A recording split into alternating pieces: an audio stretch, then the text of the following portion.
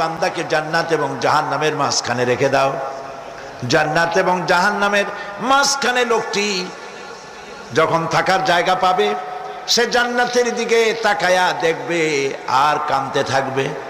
আল্লাহ পাক জিজ্ঞেস করবেন, বান্দারে যুগের পর যুগ ধরে জাহান্নামে কেঁদেছো, আমি রব্বুল আলামিন জাহান্নাম মাফ করে দিয়া জান্নাত জাহান্নামের মাঝখানে রেখে দিয়েছি, আযাব থেকে তো বেঁচে গেছো, এখন কান্দো কেন?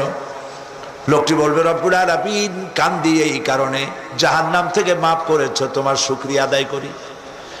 জান্নাত তো আমার কপালে নাই, কিসমতে নাই, কিন্তু জান্নাত আমি এখান থেকে দেখতে পাচ্ছি, জান্নাতের সুঘ্রাণ আমার নাকে আসতেছে, কপালে নাই যাওয়ার।